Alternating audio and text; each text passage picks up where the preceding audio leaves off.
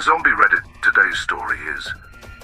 My grandparents erased me from their lives when I got married.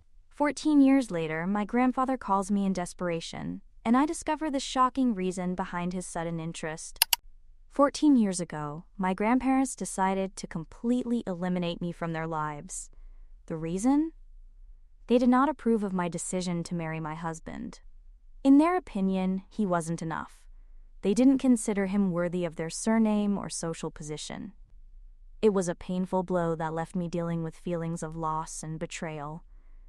After all, these people had been my only family for so many years. You must know that when I was just 7 years old, I lost my parents in a tragic accident. Fortunately, my grandparents stepped in and adopted me. For that, I will always be grateful. They were under no obligation to take on the responsibility of raising another child, especially at their age, but they did. Instead of ending up in an adoption center or in foster care, I at least had a stable roof over my head and people who, in their own way, provided me with love and security. I grew up in a home where my basic needs were met, and for that I will never cease to be grateful. However, gratitude does not erase the reality of my experience growing up in their home. Although they took care of me, I also endured a lot of emotional and mental stress due to their strict and controlling ways. My grandparents were very traditional, with rigid opinions about how one should live. They were deeply religious and expected me to follow their beliefs without question. This was in stark contrast to how my parents had raised me in my early years. My parents, while they were alive, had been more relaxed and open-minded. They never pressured me to follow any religion strictly. But with my grandparents, it was the opposite. They had rules, many of them, and they were non-negotiable. Breaking them was simply not an option. My grandfather, in particular, ran the house like a military barracks. He had spent years in the army, and that was still evident in his behavior and in how he treated others. He gave orders instead of asking for things. He expected total obedience and discipline from everyone around him, including my grandmother. She, in many ways, endured most of his controlling nature. She was expected to take care of all the cooking, cleaning, and housework without any help from him. Even when she was exhausted or sick, even as a child, I noticed the imbalance in their relationship. As I grew older, life with my grandparents became even more restrictive. They didn't allow me to be a normal child, not even close. While other children my age were allowed to play, make new friends, or enjoy the simple pleasures in life, I was not allowed to do most of these things. For example, I was not allowed to wear skirts, dresses, or sleeveless blouses. They considered this type of clothing inappropriate, even indecent, as they did not want me to show my arms. My hair had to be braided at all times, no exceptions. Loose hair, as they called it, was not acceptable in their home. My appearance always had to conform to their strict expectations of modesty and discipline. They didn't care that I was just a kid who wanted to dress like my classmates or try out a new hairstyle. Everything about my appearance and behavior was dictated by their so-called rules. It didn't end there.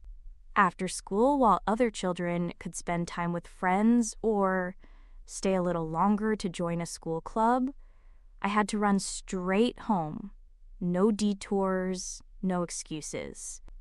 Once home, I was expected to pray and start my homework. My grandfather would meticulously check my backpack every night, and if he discovered that I had received low marks in any of my assignments, he would refuse to give me any dinner, and I would have to go to sleep hungry that night. My room also had to be spotless at all times, without a single speck of dust anywhere. And if they found even the smallest thing out of place, they didn't just scold me, they gave me 10 slaps on the palms of my hands. I can still remember the sting and how I cried every time, but they didn't care. I wasn't allowed to have friends either unless my grandparents approved of them. And as you can probably imagine, their standards of approval were almost impossible to meet. If they didn't like someone's family, their background, or even their tone of voice, that friendship was off limits to me. And as if all this wasn't enough, my grandfather also had the old-fashioned belief that women didn't need to learn to drive. So when I turned 16 and wanted to drive like the others, he didn't just discourage me, he flat out forbade it. For him, women and engines were a bad combination. and any dreams I might have had of getting behind the wheel were dismissed as silly. Looking back, it seems unbelievable to think how much I put up with. At the time, however, I accepted it all because I had no choice. This was my life, and this was all I knew. I had nowhere else to go, no one else to turn to. His house was my whole world, and I convinced myself that his rules were normal, and that this was how every family worked. It wasn't until I went to university that I started to see things differently, but even getting to university was a battle. My grandfather was firmly against it. In his mind, I didn't need higher education. He believed my time would be better spent marrying the son of one of his close friends. He had it all planned out, as if my life were a chess piece. He could move it wherever he wanted, but I couldn't accept that. Deep down, I knew I wanted more for myself, so I begged. I implored him to let me pursue a university degree. It wasn't easy. There was a lot of humiliation, but he finally gave in.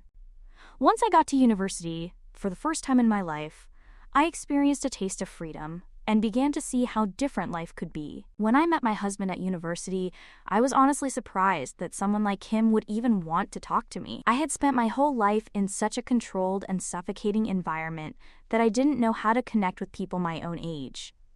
I was socially awkward and unsure of myself. I had no idea how to make friends or even have a casual conversation without questioning everything I said. But he made it easy. From the very first moment, he made me feel comfortable, as if I didn't have to pretend to be someone I wasn't. He saw through the walls I had built around myself, and instead of judging me, he gently helped me tear them down. We started out as friends. He never pressured me or rushed me into anything. Slowly but surely, we got to know each other, and before I knew it, we had fallen in love. It wasn't the kind of love that takes your breath away in a dramatic way like in the movies. It was calm, steady, and kind. The kind of love that makes you feel safe. I can honestly say that I am lucky to have found him because he changed my life in ways I never thought possible. Meeting his family was a revelation. I had no idea what to expect, but from the moment I entered their home, they were so warm and welcoming. They welcomed me with open arms and treated me as if I belonged there. It was unlike anything I had ever experienced before. Watching them interact with each other was eye-opening. There were no screams, no harsh words, no rigid rules hanging over their heads like dark clouds. They respected each other, laughed together, and supported each other in a way that felt so natural. I didn't realize that a family could function like that because my experience with my grandparents had been completely the opposite. Over time, their family made me feel like I was one of them. They didn't just welcome me into their lives, they embraced me fully. It was the first time I felt like I belonged somewhere, without having to sacrifice my identity or tiptoe around someone else's expectations. That sense of acceptance and love gave me the strength to start imagining a life beyond the limits my grandparents had imposed on me. During university, however, I kept my relationship with my boyfriend a secret from my grandparents. I knew how they would react if they found out I was dating someone. They didn't want me to get involved with anyone.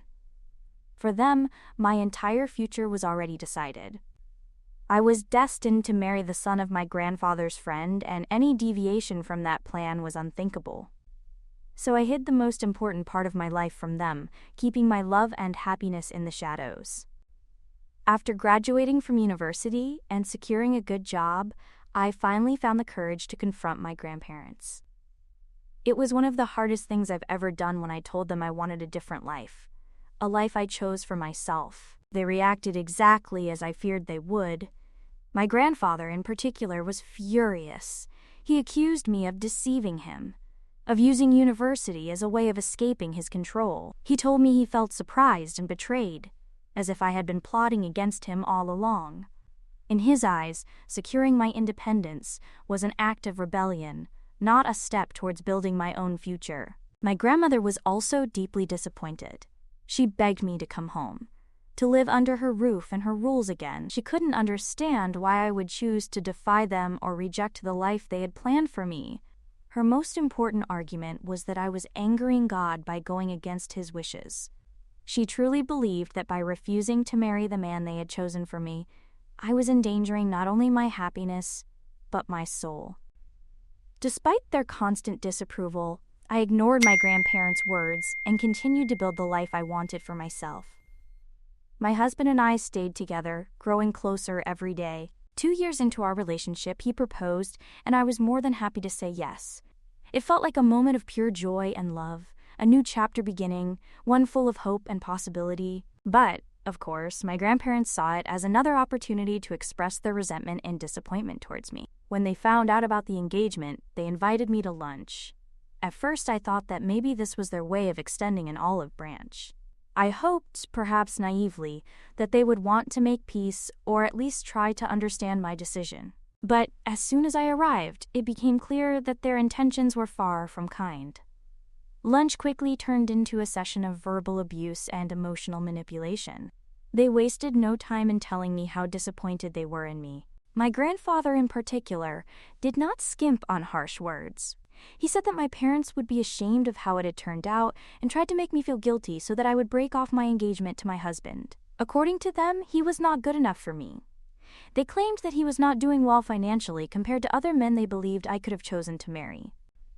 I pointed out that my husband and I were in our 20s, and it was ridiculous to expect someone my age to be richer than me. Besides, I didn't care about his wealth.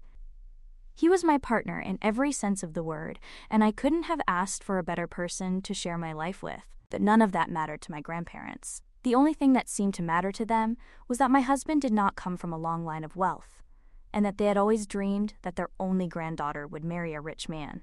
My grandfather, always critical and demanding, compared my husband to other men who could, in his words, provide me with a life of luxury and even help them financially if necessary.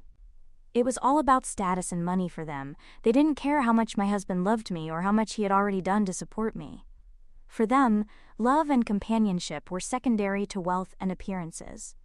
To make matters worse, my grandfather declared that if I really went ahead and married my husband, they would have no choice but to cut off all contact with me. He made it sound as if it was all my fault, as if I was forcing them to make this ultimatum. He said that by marrying my husband, I was signing up for a life of struggle and abandoning the comfortable life they had imagined for me. It was his way of trying to scare me, of making me doubt my decision. But the thing is, I had listened to his criticisms and put up with his judgments for too long. I knew the life I wanted, and I knew I deserved happiness.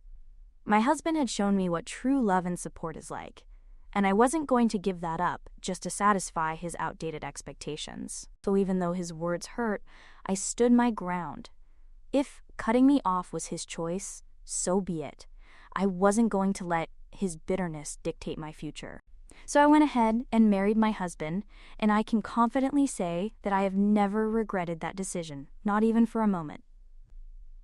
Over the years, my husband and I have faced our fair share of challenges, but we have weathered every storm together.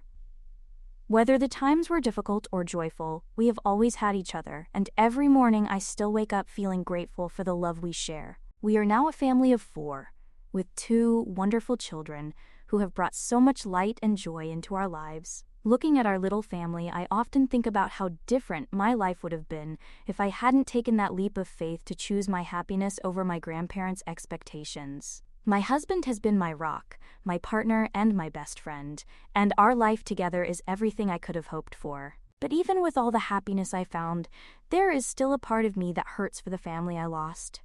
It's been 14 years since I last spoke to my grandparents. I have made efforts to communicate with them over the years, hoping for a reconciliation, but my attempts have always been met with silence. They have chosen to cut me out of their lives completely, as if I didn't even exist. According to some of my relatives, they don't even talk about me and act as if I never existed for them. It's heartbreaking to know that the same people who raised me now see me as nothing more than a disappointment. But as painful as it is, I have had to accept it for what it is. This week, something unexpected happened. My distant cousin, someone I occasionally spoke to, called me out of the blue. She told me that my grandfather had contacted her, asking for my number so that he could get in touch with me. I was stunned. After 14 years of silence, this sudden interest felt strange, even suspicious. My cousin thought so too.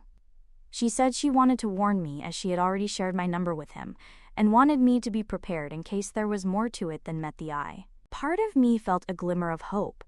Could this be a sign that my grandparents had finally changed their minds and wanted to make peace? Could my grandfather, after all this time, have changed his mind and decided he wanted to reconnect? But at the same time, I couldn't ignore the creeping doubts. What if there was an ulterior motive? My grandparents had always been controlling and demanding, and it was hard not to wonder if this sudden desire to communicate was linked to something more than genuine remorse. Yesterday, my grandfather finally called me. It had been 14 years since our last conversation, and hearing his voice again was strange, almost surreal. He greeted me awkwardly, as if he didn't know exactly how to start. The conversation started with small talk. He asked me how I had been and seemed genuinely curious about my life. I told him about my life now, about my husband and our 2 children. He expressed interest in meeting them, asking questions about them as if he wanted to get to know the family I had built. For a moment, it felt almost normal, as if he was trying to bridge the gap that had grown between us. But I couldn't ignore the elephant in the room. I asked him directly why he was calling me after all this time, especially since he and my grandmother had been the ones who cut me off in the first place. I didn't beat around the bush. I reminded him that I was still happily married to the man they had so strongly disapproved of. The man they felt wasn't good enough for me. It was then that my grandfather began to explain. He said that he and my grandmother were getting older and they just wanted to reconnect with me before it was too late for them. He went on to say how he regretted cutting me off all those years ago, and how he had missed me but had been too stubborn to admit it. If I'm honest, the moment my grandfather said he had missed me, something didn't add up. My instinct kicked in and I couldn't shake the feeling that something was wrong. You see, my grandfather is not someone who talks about his feelings. Growing up, I can't remember a single time when he expressed emotions like missing someone. He was always stoic, authoritarian, and distant. He doesn't even miss his own parents. That he would suddenly use such sentimental language felt completely out of character. And then there was the timing. If he had really missed me, why did it take him 14 years to communicate? Why now, all of a sudden? I couldn't help but question his motives. People don't change overnight. And my grandfather has always been someone who values control and his own interests above all else. Could it be that he needed something from me? Was it genuine regret, or was there something else driving his decision to call me? My grandfather went on to say how he wanted me to visit him and Grandma with my children and spend some time with them. But when I asked if my husband could visit them too, he said bluntly that he would prefer it if that man didn't come, making it clear that my husband was still not welcome in his home. Only me and the children were. That comment immediately infuriated me. My children are not just my children. They are as much a part of me as they are of my husband. The idea of welcoming my children while excluding the man who helped raise them and who has loved and supported me for years made no sense. His comment felt insulting. My husband is as much a part of my life as my children, and any attempt to ignore or exclude him is an attack on our family as a whole. I didn't hold back. I told my grandfather directly that if he was serious about wanting to reconnect with us, then he needed to stop with these conditions and restrictions. I made it clear that if he still couldn't accept my husband, then there was no way that I or the children would want to be part of his life again. I explained that my husband is my better half and my partner in every way. I refused to allow anyone to enter my life who would disrespect or exclude him, family or not. That's the way I am, and that's the standard I hold for anyone who wants to be part of my life. My words did not sit well with my grandfather. He became enraged and went on a tirade saying that I was trying to force him to like my husband, and that he didn't necessarily have to. He argued that my children and I were his family, so it was reasonable that he should only be in contact with us. Again, insinuating that this relationship could exclude my husband completely. According to him, my husband didn't need to be involved for him to reconnect with me and my children. At that point, I had had enough. First of all, he was the one who had called me after all this time, and instead of taking any responsibility for his past actions, he was still trying to control me in the same way. Secondly, he was refusing to respect my feelings as always, and was demanding that I agree with him, whether I liked it or not. So I told my grandfather clearly that if this was his stance, then we had nothing more to discuss. I was not going to compromise my values or the unity of my family just to please him. With that, I ended the call. Since then, my grandfather has been calling and leaving me voicemails as I am not answering his calls, clearly angry at how I am handling this situation. He has accused me of being too snobbish and said that, because he raised me, I owed it to him and Grandma to at least give them a second chance. According to him, my refusal to reconnect on his terms is unfair and disrespectful.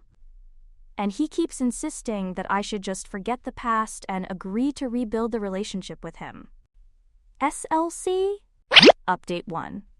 First of all, thanks to anyone who has validated my suspicions. My intuition tells me that something about my grandfather's sudden desire to reconnect doesn't add up. He is a very toxic man, and I find it hard to believe that after 14 years of silence, he would suddenly miss me and regret having cut me off. There is a strong possibility that something is motivating him beyond what he is willing to admit, and I cannot ignore that feeling. At the same time, I also want to be fair and acknowledge the slightest possibility that I could be wrong. If his intentions are genuine, if he truly regrets his actions and wants to make amends, then I could be open to the idea of letting my children get to know him, however. One thing is non-negotiable. If my grandparents want to have any relationship with my children, they must also accept and respect my husband.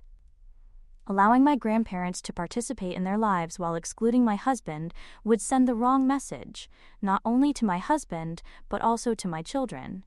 I refuse to model that kind of behavior for them.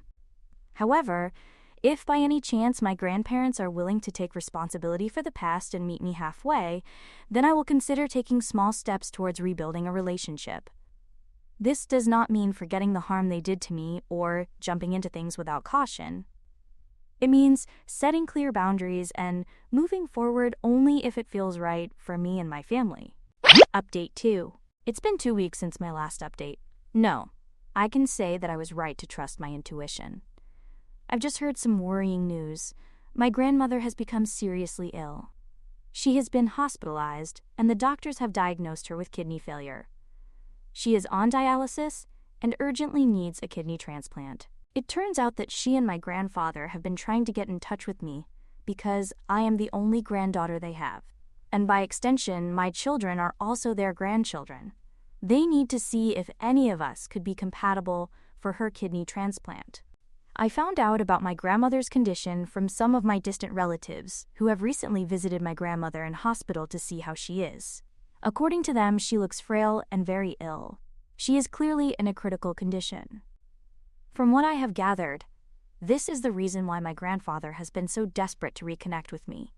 The urgency in his calls now makes sense. He has been relentlessly pressuring me to visit them so that he can then suggest that we get tested. He clearly wants to know if we are compatible for a kidney donation for her. Now that I know the full situation, I am honestly furious and deeply angry. On the one hand, I feel sympathy for my grandmother's health condition, but at the same time, I am still dealing with the history I have with my grandparents and my own feelings of betrayal. How dare my grandparents assume that they can just come to me and my children expecting us to be their lifeline because they need a kidney transplant? After 14 years of silence and toxic behavior, they suddenly expect us to drop everything and give them something as precious as an organ. How dare they assume that we would even want to help them? They didn't care about maintaining a relationship with me, my husband, or my children all this time. Now, in a moment of crisis, they suddenly think it's acceptable to come back into our lives as if nothing had happened. Their audacity is infuriating. Update 3. A week has passed since my last update, and my grandfather got back in touch with me. This time I told him that I knew exactly what was going on with Grandma and that neither I nor the children were interested in helping them.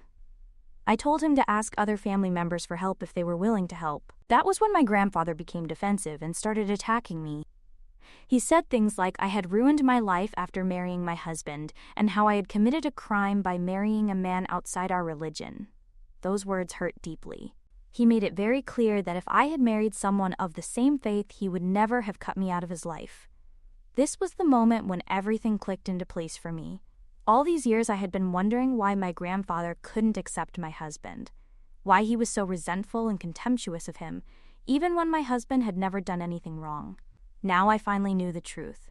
It all came down to faith. When I realized this, I was even more furious with my grandfather. I told him firmly that I was ashamed to even be related to someone like him. A man who could be so blinded by his hatred of a person based on faith or religion could never be part of my life. Nor could he be around my children. I told him that I would never forgive him for what he had said, for the way he had treated me, my husband, and my children, all because of something as ridiculous and hateful as his intolerance. I couldn't believe that there had always been a part of me that thought that maybe one day he would change. But now, listening to his blatant ignorance of him, I knew there was no going back. It was then that my grandfather tried to change his tone. He began to say that even if I didn't like him, I should at least consider helping my grandmother, who was ill and needed our support. He tried to tug at my heartstrings, saying that I owed it to him since he and my grandmother adopted me after the death of my parents and raised me. That's when I told him that living with them was no bed of roses. I had already paid my debt by suffering under their roof for years. I followed all their rules and was still punished by them, all because I married a man outside their faith. I told my grandfather that although I was sad about what they were going through at the moment, it was still not my responsibility to help them. After all, they were no longer my family. My grandfather started cursing at me and calling me some nasty names, but I paid the old man no attention. I disconnected the call and blocked him. I couldn't listen to his toxic and manipulative words any longer. He had made his opinions clear and had finally shown me who he really was. I wasn't going to allow someone like that to enter my life or that of my children again, no matter what blood ties we shared.